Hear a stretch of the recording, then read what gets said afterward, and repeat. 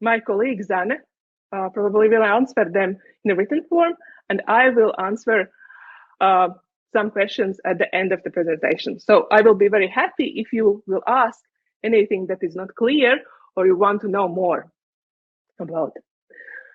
Okay, let's start with how reporting can help you for better communication, how they can help you to understand each other better. So what are the main reasons? First of all, reports are actually agreements of what, how, and why you measure. Actually, this is agreement between all parties, involved parties, how we will measure our work, our progress, our problems, etc. Reporting builds trust among all involved.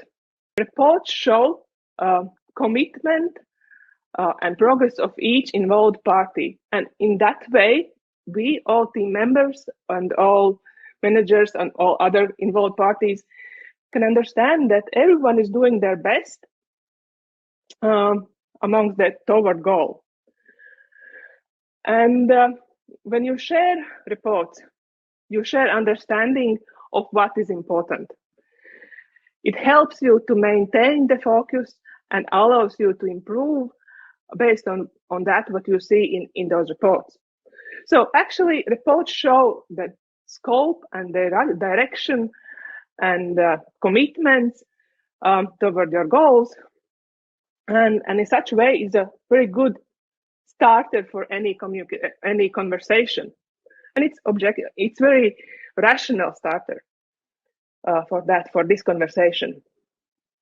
So to do this reporting better, you have to, as I said, agree on what and how and why to measure. And probably this is the hardest part of reporting, based on my experience in eazyBI support. So how to choose the right metrics? We quite frequently receive emails asking, I have this or that, what is the best way to measure the progress of project? Which are the right measures? When I started to prepare for this presentation, I somehow imagined that I would give you some bucket of best metrics. But then I started to think which are the right ones and why they are, and understood that actually there are no one winner of metrics, the queen of metrics. And actually you can ask ChatGPT which are the best metrics, and you will get a nice list of very great reports and KPIs, what to measure: cycle time, lead time, throughput, velocity, and they are all very great metrics, but there are no the winner amongst them, because each of teams and business teams are a very not special, but they are very different. And for one team, velocity is the right measure to show the progress. For another team, it doesn't show anything. So instead of giving you a bucket of particular metrics, I will try to give you some principles how to choose your metrics. And this story is based on my personal experience, a very personal experience on my fitness journey.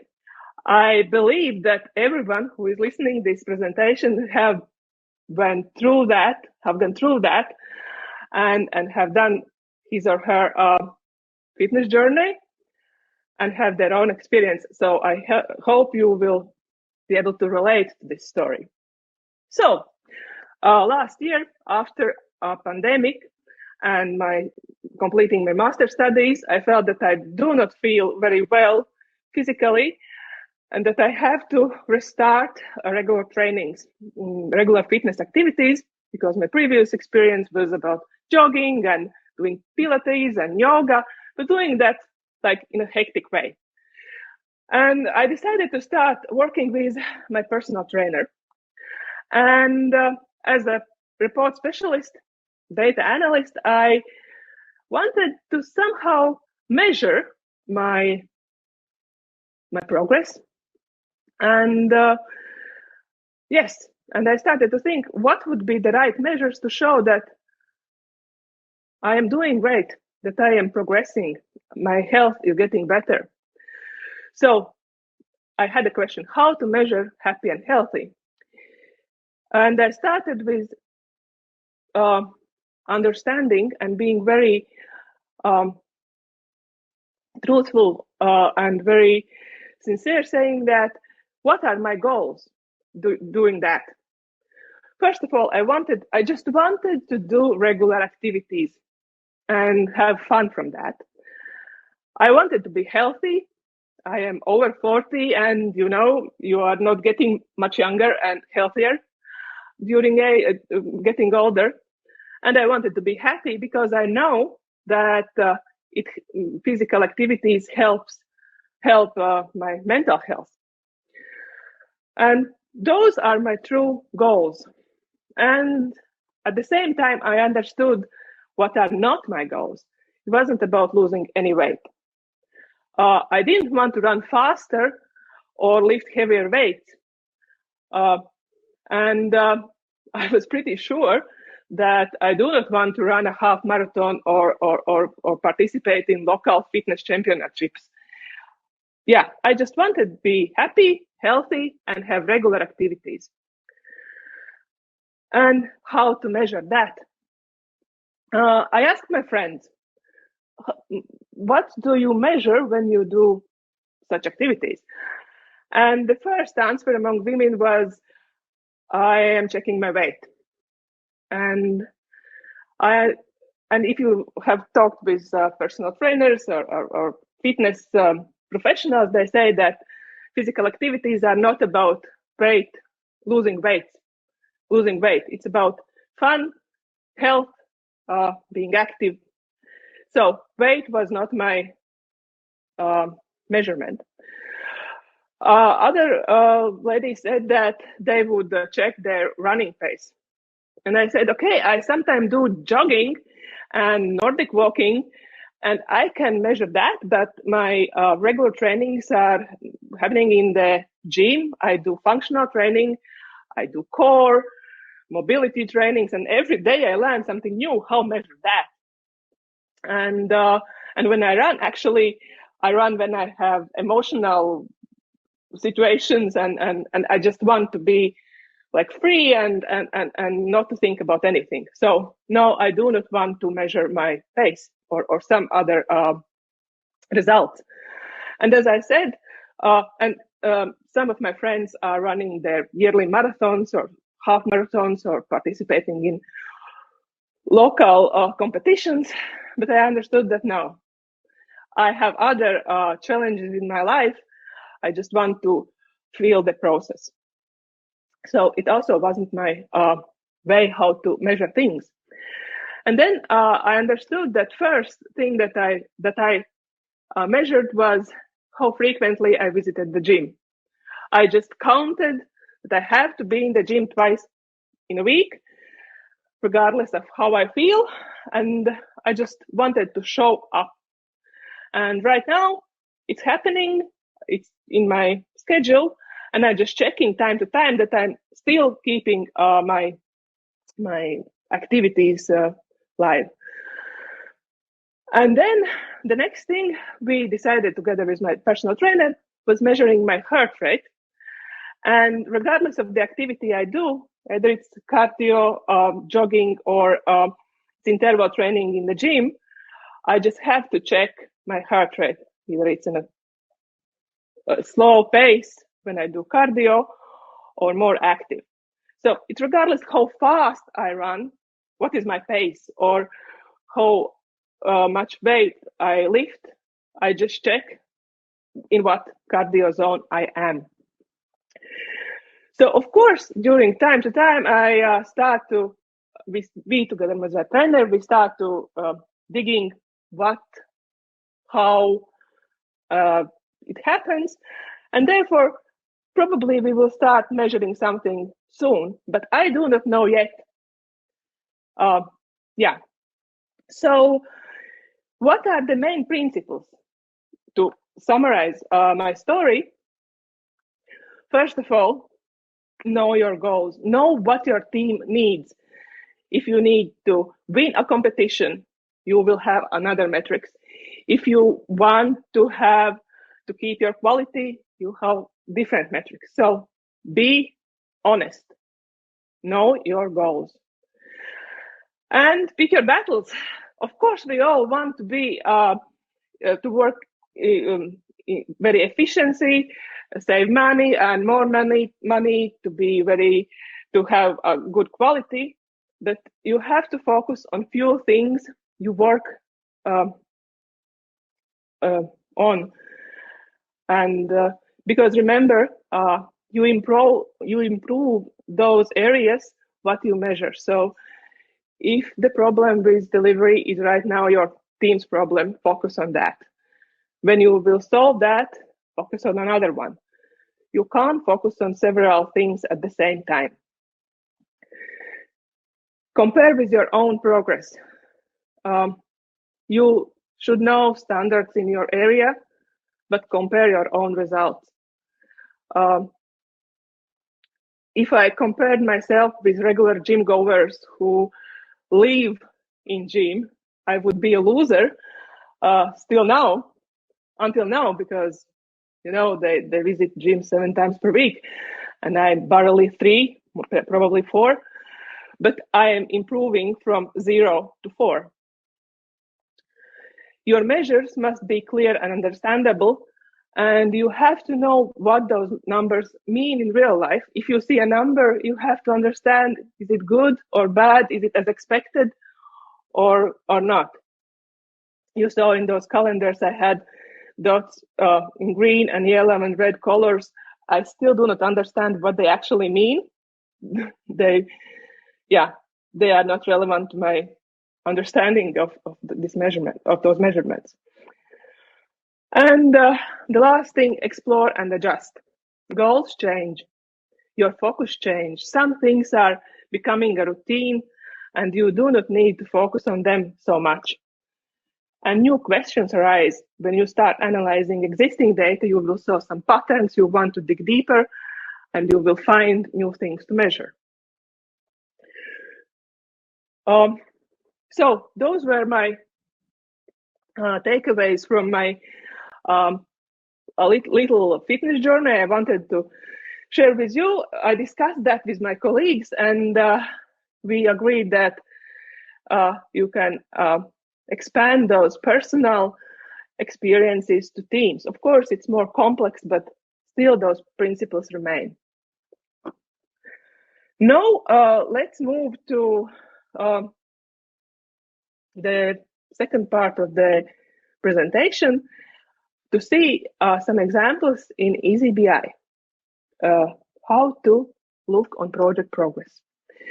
First, I will do a short introduction. What is eazyBI for those who are not familiar with it?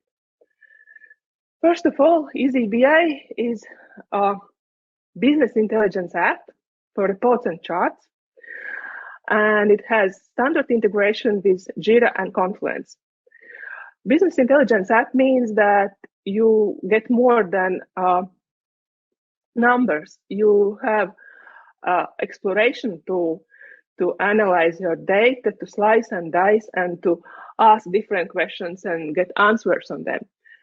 And standard integration with Jira and Confluence means that you already have all building blocks for the report building from Jira and based on your Jira and Confluence data. First of all, you can analyze data in eazyBI. You can use drag and drop report builder with dynamic filters, with possibilities to color code extreme values and see them more clearly. We will see that in the demonstration part, of course. Also, you have options to choose from many chart types, customize them, and combine different chart types into one chart. And one of business intelligence biggest benefits is possibility to explore data. You see total numbers, and you can get from any total number to lower level information to each issue or see any number across other aspects, other dimensions. We also see that, we'll see that in the demonstration part. And eazyBI allows to share your reports using eazyBI dashboards, or publishing them in your Jira dashboard or Confluence pages, get them as PDFs in your email, or publish them on large monitors in your office room. eazyBI analyzes not only Jira and Jira apps and Confluence, but also data from other data sources. You can add data from some business applications using REST APIs, directly from database, from files like Excel or Google Sheets. And of course, you can analyze data from different marketplace apps if you use them. Just a small note that we are participant of Cloud Fortified program and Bug Bounty programs, and we are SOC 2 Type 2 certified. And our main goal is to create a reporting tool that allows us to do simple things easy, but still complex things possible. Okay, this was a short overview of where eazyBI stands. And let's move to the demonstration part. Our use case. I imagine I'm not a business consultant. I am data analyst in eazyBI and worked in eazyBI for several years as a support consultant. And I imagine a situation that there is a team, marketing team, that works on one big project related to event, is preparing for a big annual community event, which has, of course, a deadline because there is a date when this event will happen. And still they have their day-to-day tasks. They create a content and tasks related to social media monitoring, how to measure the team progress. Let's move to the demonstration part. So first, let's start with this part when you think about project progress related to this event.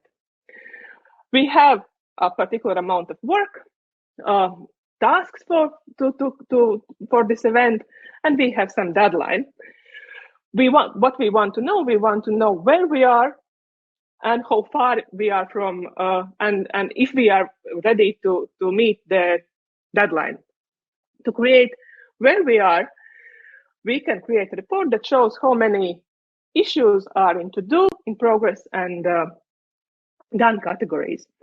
For that, we will create a small report. So you can see on your screen our report builder, and those are dimensions.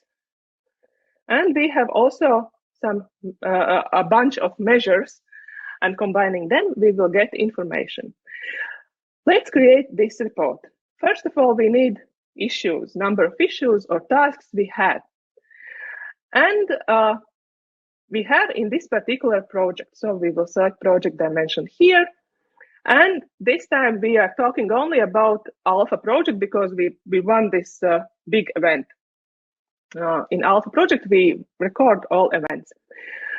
Now we have to split those issues by their actual status. And we will add status dimension here. We will group them by status categories. It will be much easier. And remove all. And what you can see, there are some issues created, some issues to do, in progress, and done. Additionally, what we want to filter only those issues that are related to this particular annual event. You can use for that labels or some specific issue type. In our case, we will use release we will have release as a milestone holder. And I already have selected this particular release. And I add it as a page filter. I can select it. So now we can see that there are 3 to-do issues for this event, 3 in progress, and 34 in done category. Let's make it more visual, make it stacked. We can change colors to make it more easier to understand from glance, and add values and percentage. So we can see that there are how those all issues, the tasks that are related to this event are split. As I said, this is not only one big simple report. You can see more information. First of all, you can click on any number and see particular issues behind that. So you can see particular issues which are to-do in to-do category right now. Or you can see how those issues are split across priorities. So what we can see that the team is focusing on highest level issues, tasks, and there are no tasks that are not yet started to do, and only lowest level and low level tasks are a few tasks not started yet. In a similar way, you can check if all issues are assigned to a particular user and other information. So as you can see, this report is not showing only this total number, but you can go deeper and see more information. Let's move to another report. We want to know if we are still in our timeline. I copied from our demonstration account, I will show you shortly, a measure that shows rolling predicted date based on your past experience and on still open issues. And it predicts that the event, that if you work in a similar way, you will hit your target or your goal on December 6th. So depending on that, when this annual event happens, and in my mind, it happens in December 15, it's good or not so good. To show that in a clear way, if it's okay, if we are still on time, you can set cell formatting. So if we, let's say, until December 10, it's green, it's okay, we are almost ready. Sorry, or if we are behind that, if this predicted date is December 11 or more, then we are not in a good place and we have to do something very extreme. So right now we see that we are okay. If we put those two reports together in a dashboard, I will show in a moment how to add them, then we can actually see the situation in this project where something happens on for a particular day.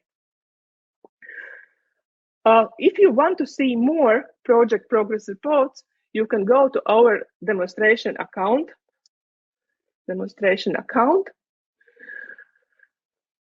Just Google it, and you can find a lot of dashboards where you can see different reports based especially for project overviews. And as you can see, rolling predicted date is copied from here. And the idea of that report is also copied from here. And there are prediction reports and burn ups and burn downs and lead time reports, etc., etc. So you can find very different ideas here. Okay, but what we can do with those day-to-day projects, where people are just working, they are planning their tasks every month, and then they are just taking them one by one and doing them. Of course, we can see the project health or team health over time, because we can analyze different things. We can see average resolution time. We can check cycle time or lead time. It depends on how you plan your work. One thing I could may imagine is to analyze how long, what is the average time for issues in progress status, and it would show the actual time it takes to work on issue. So from the moment when the issue is started to in progress to the end of when it goes to done. And for that, we have a specific measure, average days in transition status. We will use there in this report, and we will answer issues created.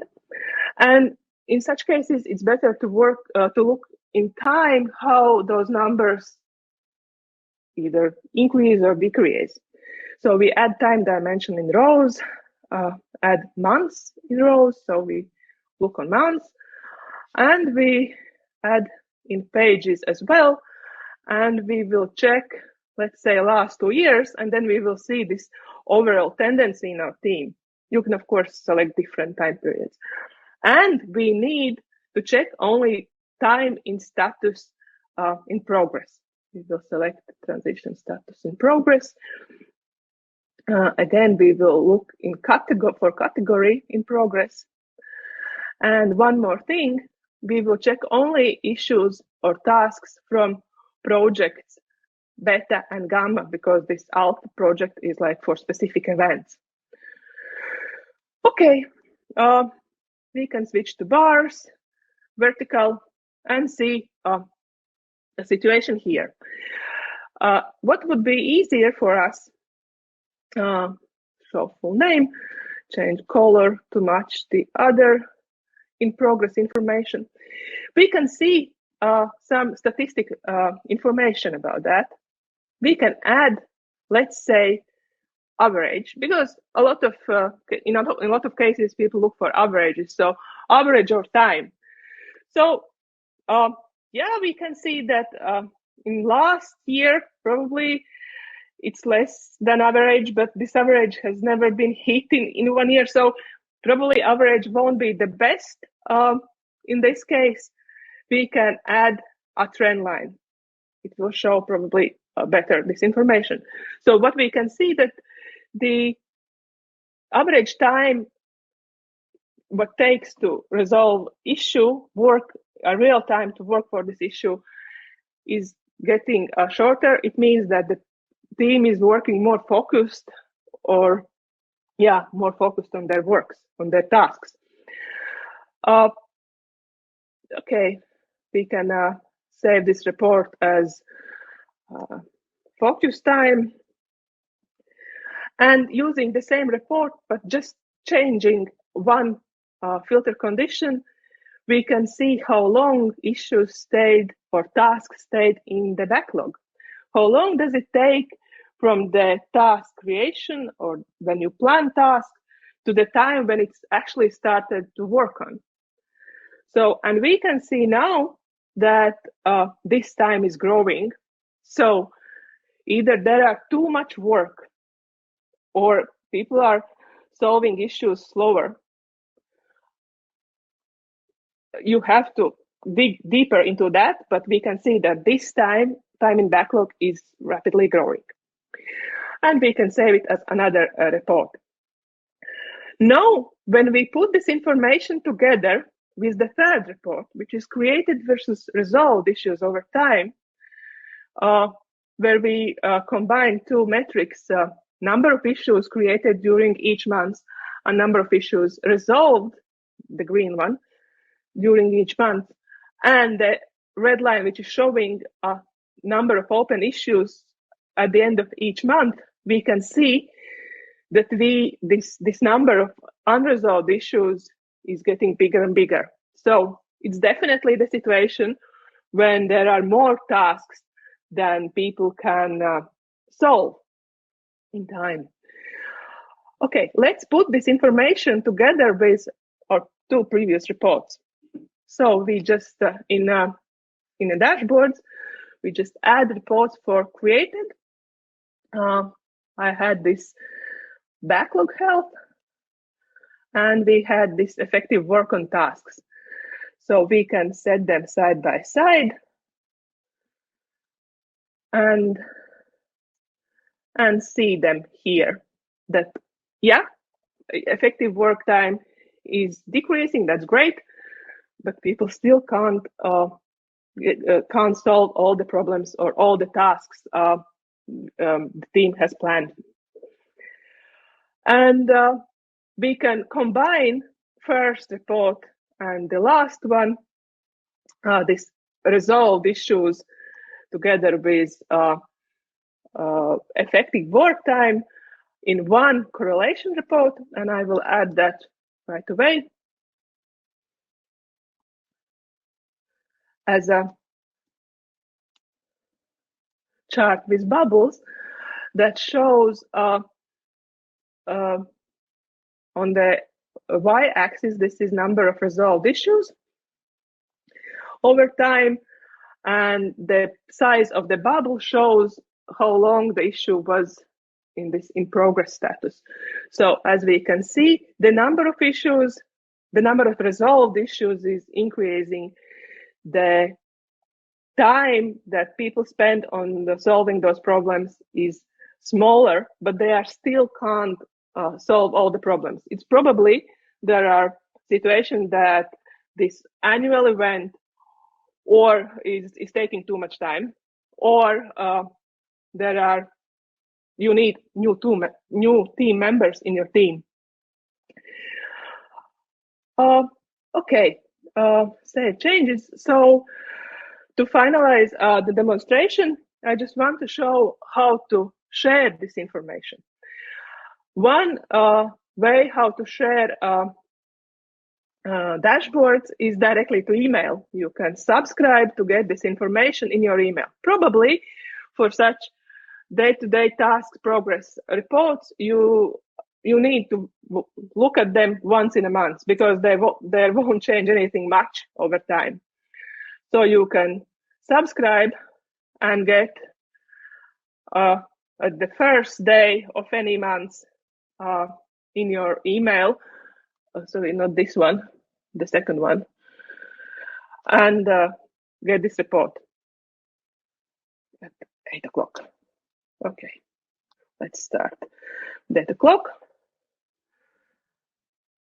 Okay, and yeah, of course, those PDFs won't be interactive. Those reports are still published on dashboards. They are still interactive. You can drill through issues and drill across. PDFs are not, but you still will see this information in your email. Another way how you can share the information is publish them on the Jira dashboard. Probably for the project Alpha, it would be very valuable because people are working on their tasks and they are opening Jira every day.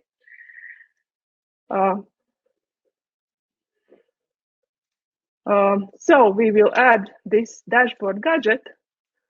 We have two dashboards and reports, so you can add one report or all dashboards.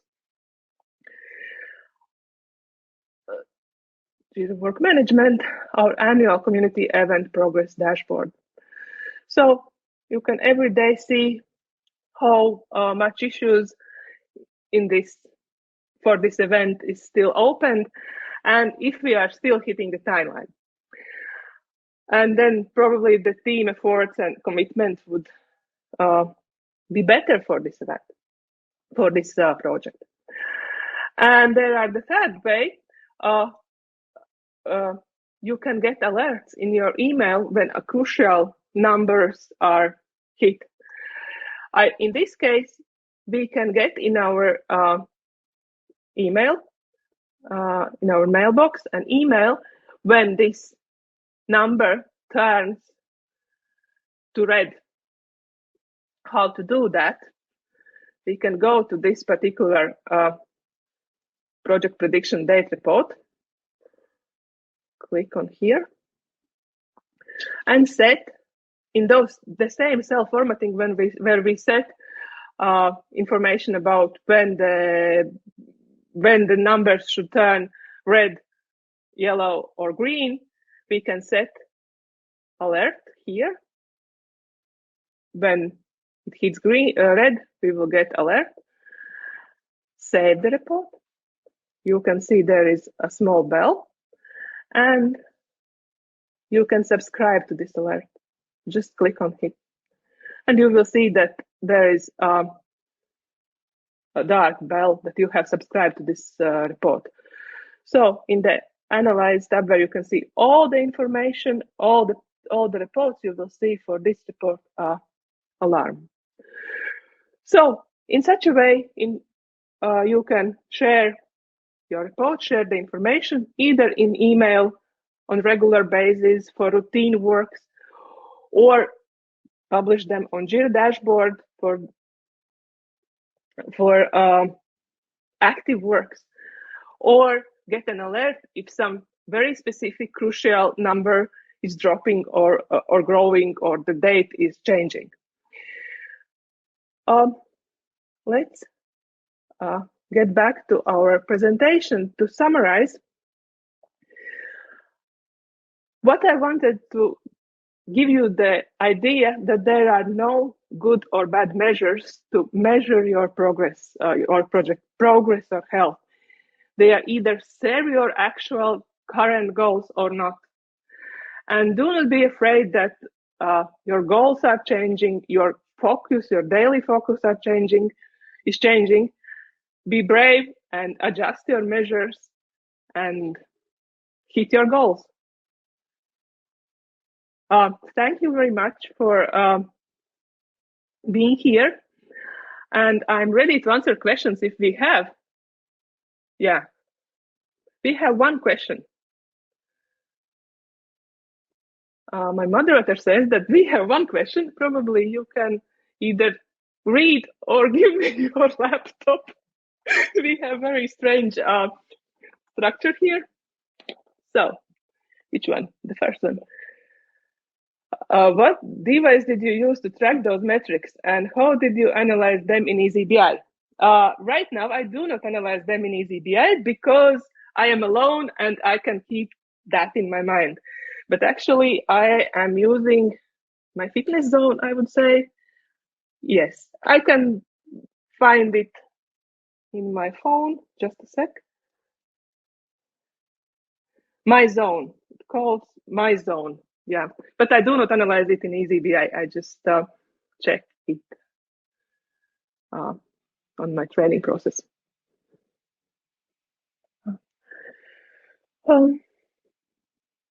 Do we have scripted fields, complex custom fields, cascading to be used in reporting a gadget? Yes, you can do that. Zani already has answered how to do that. It's described in documentation. But yeah, in eazyBI, you can analyze almost all custom fields you have in Jira. We didn't focus on that because sometimes for fork management, they are using just a standard fields. But yeah, you can analyze practically all custom fields what you use in Jira in eazyBI. In an easier way or more complex way, but you can do that. And yeah. Okay, it seems that we do not have more questions. If you have any question, you can write it right now. I will be here for 1-2 minutes. Or come to our eazyBI booth. I'm there with my colleagues Zane and Elita, and we will be here 2 more hours. It's already 11 p.m. in our country. It's getting darker. It's already dark, of course, but we are still pumped up and ready to answer anything and talk about eazyBI, about measuring things, because measuring can be fun. It shouldn't be hard all the time. You can get things quite flexible, but you can also do complex stuff as well. So, yeah. Do we have more questions? No. Okay, then thank you and have a great day in this fantastic conference that allows to be us from different parts of the world in the same time, in the same place, in the virtual world.